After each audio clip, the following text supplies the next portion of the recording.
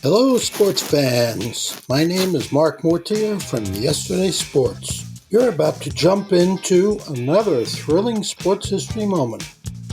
But first, let's dive into today's sponsor, just in time for the holiday season. Introducing Art of Words, the brainchild of word artist Dan Duffy from Philadelphia.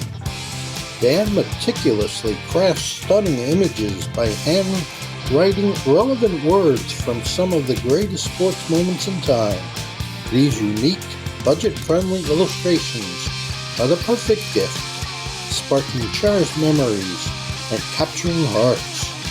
Choose from city skylines, sports, history, and musicians to find a piece for everyone. And here's the exciting part. For that sports fanatic in your life, gift them a piece of their favorite team or player's history. Art of Words tells a compelling story. Explore collegiate stadiums, each meticulously crafted with every football victory etched in words. Or venture into baseball stadiums, handwritten with every player from the team's illustrious history. Don't wait. Order a print today for yourself and your loved ones this holiday season. Transform your wall into a gallery of captivating art and surprise your family and friends with a print of their own. Use code SHN15 at artofwords.com for a 15% discount on your order in November and December. Visit Art of Words, where words magically transform into stunning art, evoking cherished memories and touching the hearts of those you care about. Again, use the code SHN15 for 15% off at artofwords.com. That sound right there is us breaking the glass ceiling. Because this podcast right here is going through the roof. What can I say? We've had one listen to each episode. So excited about that. Thank you for the one listener. I know the rest of you are listening to this and we're like, who's this guy? And how this podcast even get in my radar? But here you are. And you're here for the fun times. So this is welcome to episode 3. Glad you guys came back for the 3rd episode. This is going to be, this episode is definitely going to expand your horizons on youth sports. Okay. We're not talking high school sports, college sports. We're talking about the sports that parents coach, that we have volunteers to do, that we think every parent who coaches thinks that they're the next John Wooden. And we also have to talk about the parents that aren't coaching, but decide to put their 3 cents into how to coach a team. It's like, I understand you can coach. I understand you know sports. I understand you know this, something about basketball or whatever. But if you wanted to coach, then you should have been the coach. Like, not trying to be a dick, not trying to ruffle some feathers out there, but at the same time, have a little respect for the coach and how he runs the team. So that's my PSA for that for now. We are going to get into deeper dive right now. But hey, I got a little fun did you know for everybody. Pete Maravich, Pistol Pete Maravich, could never spin the basketball on his finger. And the reason why he couldn't, or the reason why his reasoning for it, he said, was, when am I ever going to use that in a game? So, I mean, that's one of the best shooters of all time, puts it out there like that. I mean, the guy did average 44 points at college for LSU, and then went on to start for the New Orleans Jazz and the Utah Jazz, and then won a championship with the Celtics in the 80s at the end of his career. So, little fun fact there. All right, let's get down to business. Let's get the brass tacks here. Youth sports, okay? I'm not an expert. I don't claim to be an expert, But I will have to say, I have coached youth sports since I was 11th grade in high school, because instead of playing basketball, I decided to go coach. Started coaching at 6th through 8th grade team at the Y. Had my cousin, who was the 9th grader, as my assistant coach. So basically, kids coaching kids is how this went. We went 0-9 that year. We got beat by a team 50 points to 2, and that's only because they stopped keeping score after 50.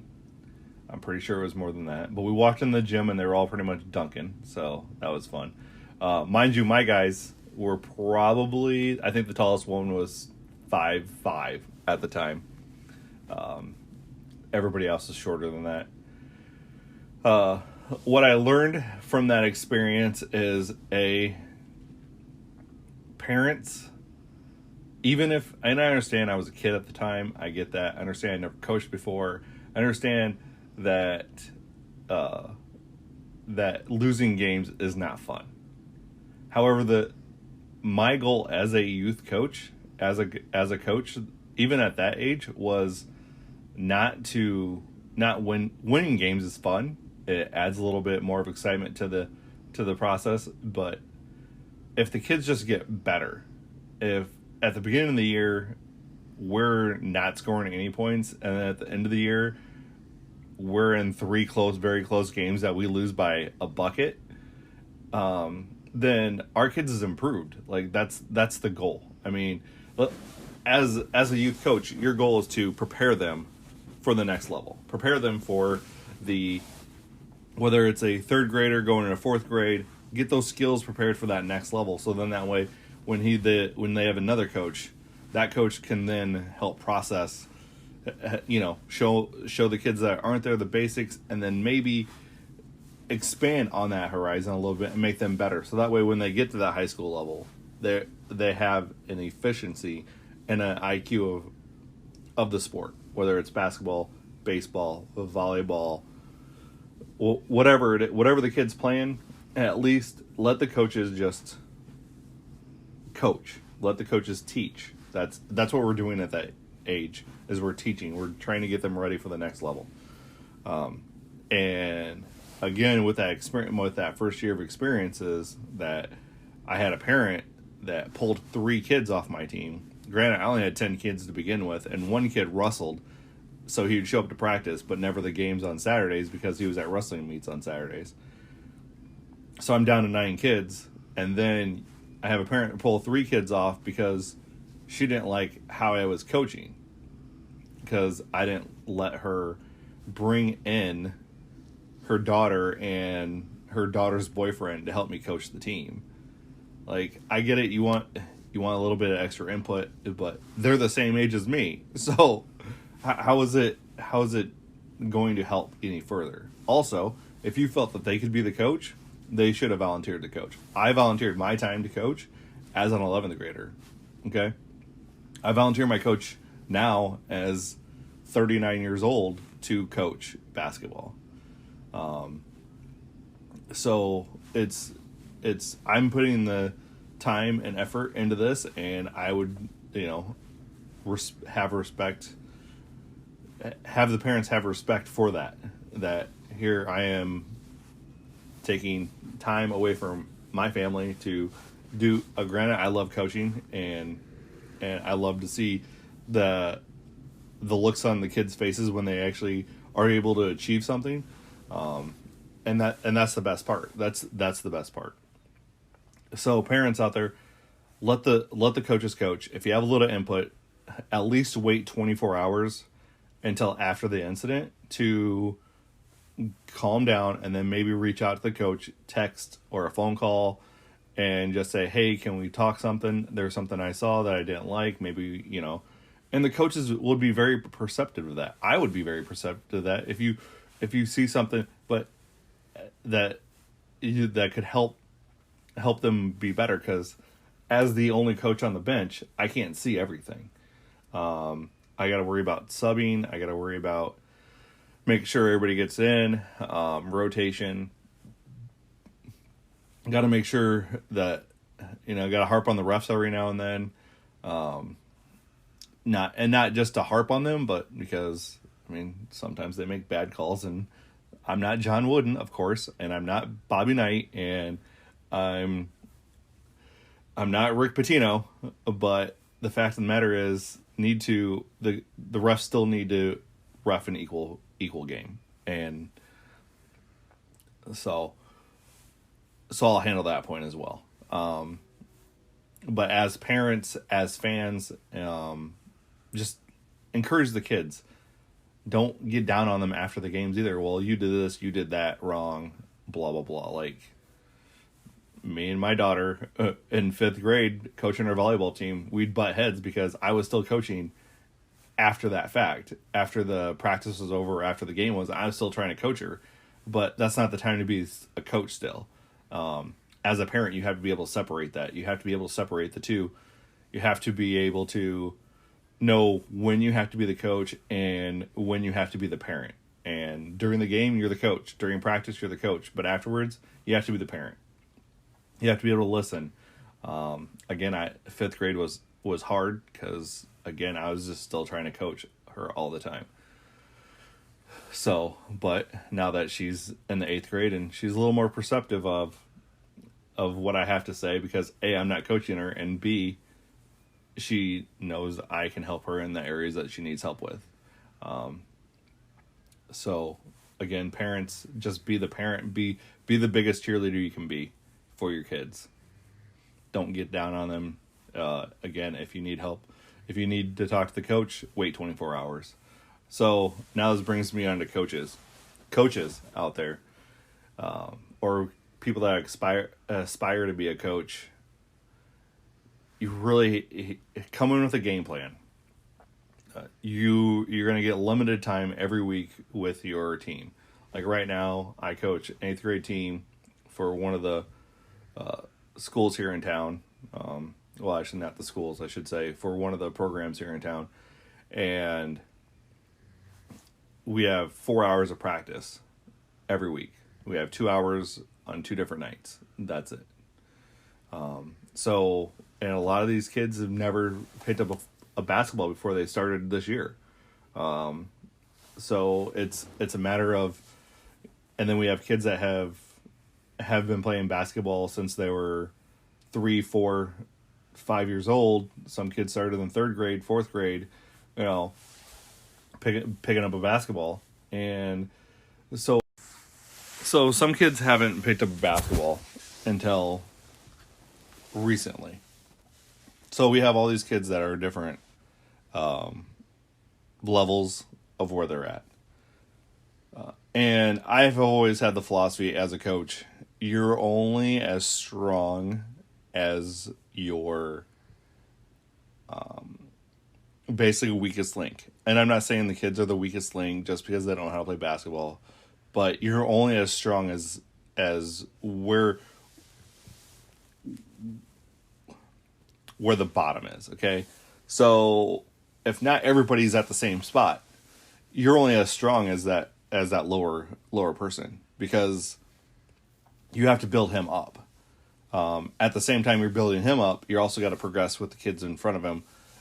Your eventual hope is to get that kid up to a level, a good spot where he's picking up on things or she's picking up on things, to be able to do that. And as a coach, sometimes you have to sit there and instruct and teach, because as coaches, that's what you need to do first is teach.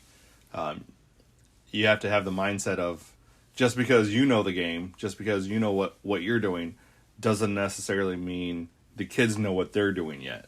Because you got to remember, they're kids. They haven't been around for 20, 30, 40 years and they're not grown-ups, so they haven't done all the processing of how to see something that we naturally see as coaches, just because we've been around the game long enough. So we really need to work on that. As coaches, we really need to, if you're not an AAU coach, or if you're not on a travel team where you can basically pick your kids, then as youth coaches that are volunteering, you really need to don't get down on the kids for one. Kids are only going to do as best as they can. And you have to believe that they're putting out their best effort every single game. Always offer encouragement. The biggest thing you can do to a person is discourage them by giving them negativity. So if I have to tell the kids, hey, you guys are doing this, I'll start off with, hey, you guys really need to cover that wing because he's getting open on threes. Like, I need you guys to bust out there. However, you guys are doing a really good job of not letting them get into the paint. So give them something that they need to improve on, but tell them what they're also doing well at, so that way they continue to do it. I get a lot more head nods by doing that rather than just sitting there and yelling at them. And also make sure that if you're going to run plays or run an offense, you have to simplify it, because again, you have kids that haven't been there a long time. So make your offenses simple, make them easy to comprehend. Don't throw a lot at them. As 8th graders, we expect them to. As 8th graders, I would expect them to be able to run a couple offenses. However, the kids I'm coaching aren't there yet, so we have to do one offense at a time, which I'm fine with. Like, if that's all you get through for the entire year, but we're actually going to get that down. Our defense is where it's really been at, because a lot of the kids love to play defense. So that's been a fun time for me this year, is because defense is one of my favorite things in sports is defense. And all my kids love to play defense, so they just need to cover that wing a little bit more. So coaches, again, you're not John Wooden. You're not out there trying to win championships. You're out there trying to improve the kids that you're working with. Some of you guys are going to be coaching your own kid, okay? And again, that comes back to being, as I stated earlier, you got to learn how to separate the two. You have to learn when to be a coach and when to be a parent. So I always say what I've learned to do, because I did coach my daughter in 6th grade, but what I learned to do after the whole 5th grade debacle is 6th grade, we're not going to talk about after practice things that need to be done. As soon as we walk out that door, we're no longer talking about practice unless she brings it up, or unless he brings it up, or the child brings it up to you about, hey, this is what I saw during practice. Like, how can I get better at this, or how can we get our other teammates to improve better as well, to know where to be and everything else. So let them bring it to you, because you have a vast knowledge of, I would assume, the sport that you're coaching. I had to coach girls volleyball for 3 straight years and knew absolutely nothing about it the first year. Absolutely nothing. So it was a work in progress. But by 6th grade, we won our end of the year tournament. So and it was basically the same girls all 3 years as well. So that was huge to see them go from where they were at to being able to get that medal at the end of the year. And to watch their happiness in that fall of that 6th grade year. So, but that's what I'm saying. As a coach, we want to progress them so that way they get better and better and better. So your first couple of years could be horrible, but if you continue to work with them, you continue to pack in the fundamentals, because not everybody loves the game. They like the game. They might say they love it, but they like it because they can play with their friends. They can be out there and have a fun time. Their parents, like to watch them. Sometimes the kids are just doing it because the parents are forcing them to do it. But if you're going to do that, if you're going to be that type of person that you're forcing your kid to play sports, then you definitely can't harp on them when they're making mistakes, because the kid is only being out there for your benefit anyways. And I've never believed in forcing a kid to play a sport or do, that they didn't try it. if you don't like it, fine, but at least you're going to try it. Is what I've always thought, is just try it. If you don't like it, then you don't like it. It's not the end of the world. I'm not going to make you do something you don't want to do when it comes to extracurricular activities. Not everyone's a sports fan. Not everyone's going to enjoy this podcast as much as I'm making it. And that's fine. But at the end of the day, we got to remember that the kids are the kids, and they're just kids. That's it. So don't yell. Yelling doesn't help anything. Don't get mad. You can get irritated, but your emotions as a coach on that sideline are going to affect your team, because your players are going to be looking at you. And if you have your head down, if you have a mean face on, if you're just ranting and raving the entire time, then your kids are going to pick up on that, and they're going to do the exact same thing. They're going to start chirping at the refs. They're going to start chirping at the other team. They're going to get down. They're not going to put out the effort that you need them to put out.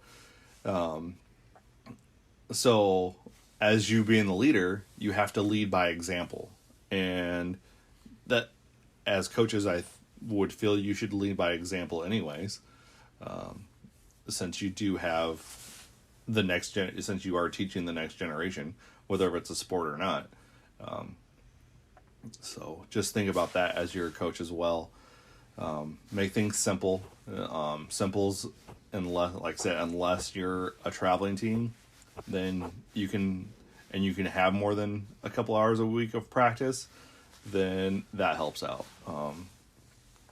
And always be willing to listen as a coach. I understand you're the coach, but just be able to listen. Listen to others' opinions, and that goes for you too. Like, if you saw something on the court that you don't like, you have to have a 24-hour rule as well. Not to be mad at that kid, to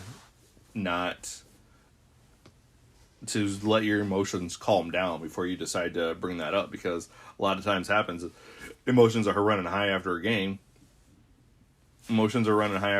And things, you could say things that you don't actually mean because you're just upset at how the game went. And that's not going to help you, or help you get along with the parents, or help you get along with those kids either.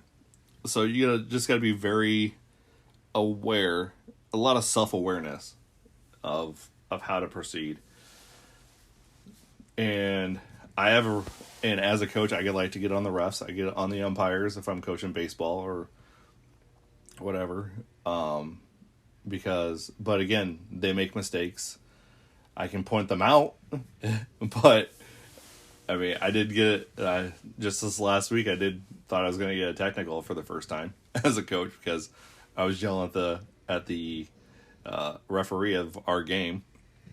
But then I got told, "How about you coach, and how about you let the referees ref?" So there was that option as well. I mean, I could let the referees ref, but I mean, if they're not calling something. Granted, there's only two of them, and I've been in their position before as a referee, coaching or refereeing men's adult basketball league, and I'll tell you what, the biggest babies in this world are adult men.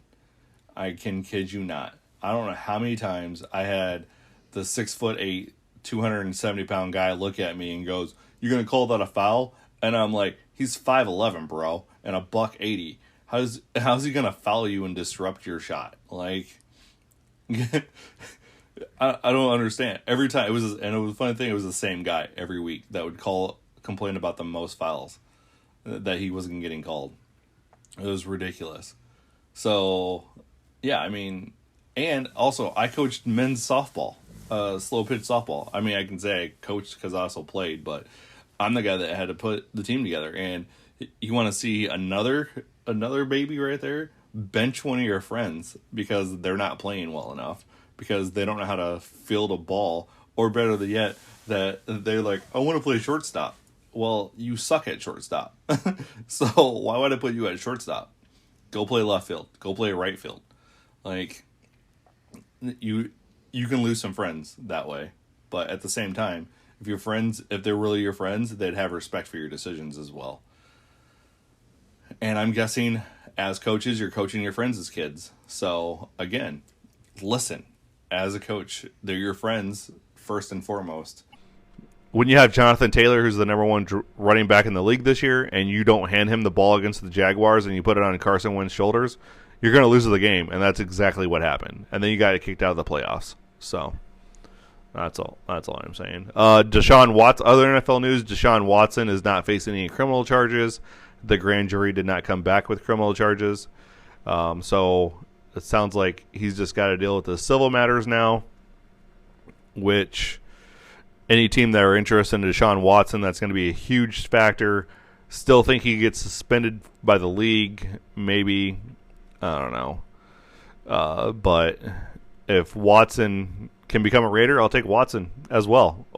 But I bet you the Panthers are going to push for him. The Panthers can trade Darnold and some draft picks, probably throw some other little pieces together and make a huge deal going over there. And then you're going to still keep McCaffrey and have Watson. McCaffrey stops having his ankles injured. He'll be hamstrings and ankle injuries have been really slowing him down. So need to have that fixed. And I think he's still going to be good to go there as well. All right, so yeah, I mean basketball. Real quick, you got Ben Simmons getting booed by the Philadelphia fans. Whatever. I mean, Ben Simmons is going to show. If the Nets make the playoffs, Ben Simmons is going to show up and just do away with that. So I'm looking forward to the playoffs. Clippers, Clippers fan, down year. Really wish PG-13 and Kawhi could come back, but it doesn't look like that's happening anytime soon. So we just continue to root for the Bulls. And I like Zach LaVine. Think the Suns are good. The Bulls, Celtics are up and coming as well with Jason Tatum. The Bulls, they need to make sure that they can start winning against some of the top teams in the league. So, all right. Now, topic of the day. Let's go. So, big news of this week for esports is Snoop Dogg has signed with the FaZe Clan. So, this is a really huge deal for esports. You have all these pro athletes.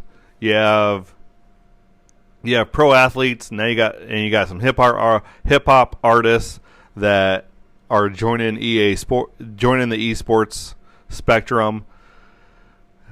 And Snoop has got some cred. I mean, it's just not the hype. Like Snoop is a huge gamer. Juju Smith-Schuster's a huge gamer. You got some some of the esports owners of teams are pro athletes. You have, let's see, Shaq owns NRG, I believe. Let's see. Yeah, I believe Shaq owns NRG. You have Rick Fox. He owns Echo Fox up until October 2019. You have, let's see. Yeah, you got O'Neal, like I said. He owns NRG, I do believe. That's who he owns. Or at least is invested in it anyways. So, I mean, EA Sports is up and coming. Or not EA Sports, jeez. I don't understand why I keep on calling it EA Sports. It's eSports. eSports is up and coming. It's basically been taken off the last 10, 12 years, or 14 years, I guess. And it's just continuing to grow. definitely over the next, I mean, definitely over the next decade, it's going to grow immensely. You have Twitch that is a streaming service. YouTube is definitely up their game for esports. The Olympics is trying to figure out how to get esports as a medal. So esports is just going to be another platform where we can watch sports, be entertained. There are Call of Duty's huge right now. Valorant.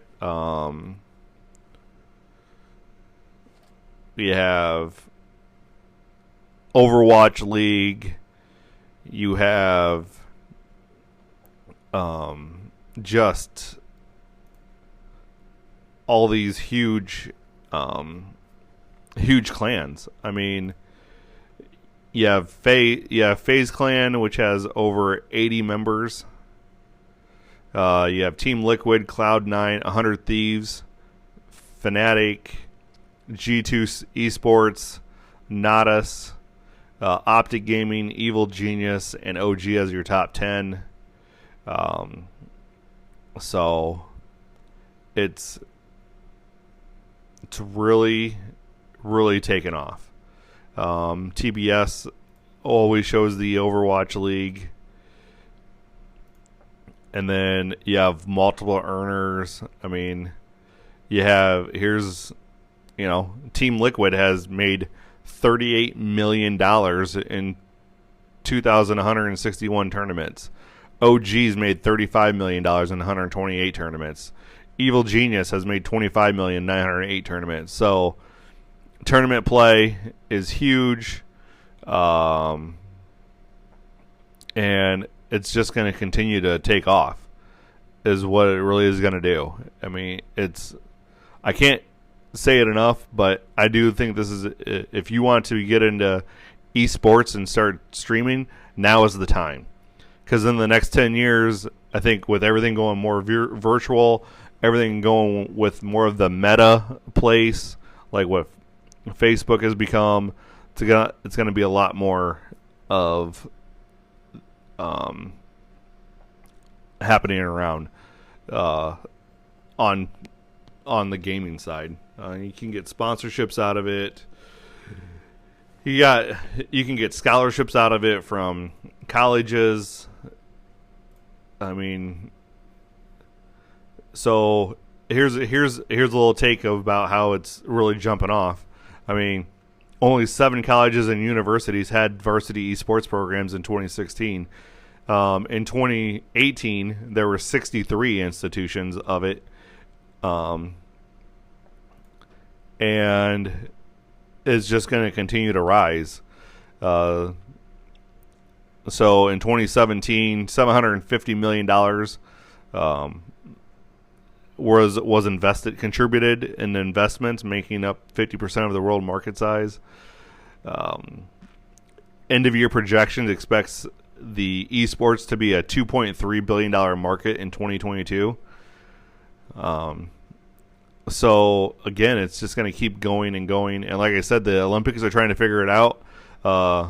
Since they don't want to have violent video games, they're talking about doing medal rounds for like NBA 2K, Madden, getting NHL hockey, getting that type of stuff. It's just been building and building and building. And is just going to continue to build. I mean, when you have your major universities involved with college esports and giving out scholarships for it, that's a huge way to bring it along. I mean, you have multiple universities and colleges. Just think about if they ever get into a bracket tournament going on here, bracket style play, it's going to be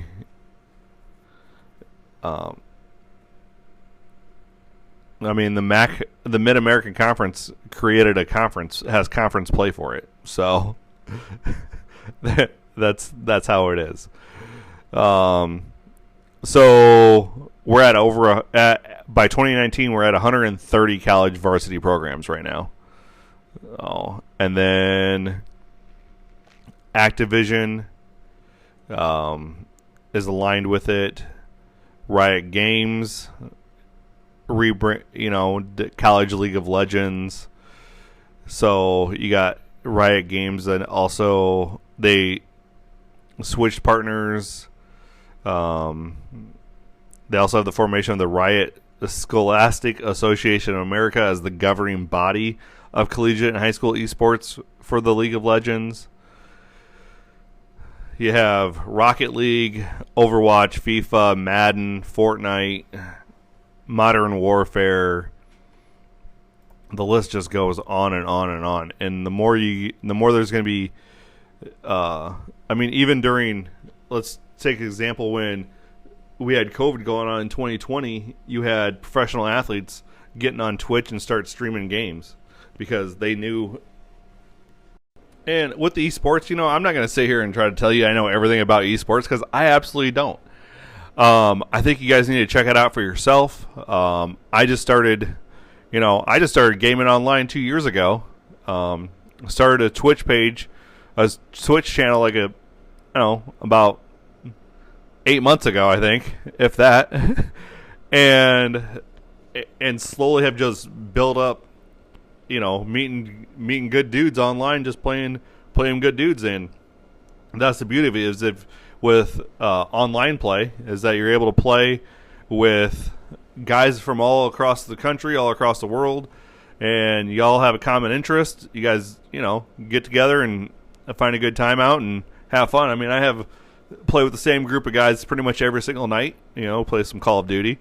But there's one, me and this other guy, super_Sal. You can find him on Twitter at super_Sal, or on his Twitch page. You can go to my channel.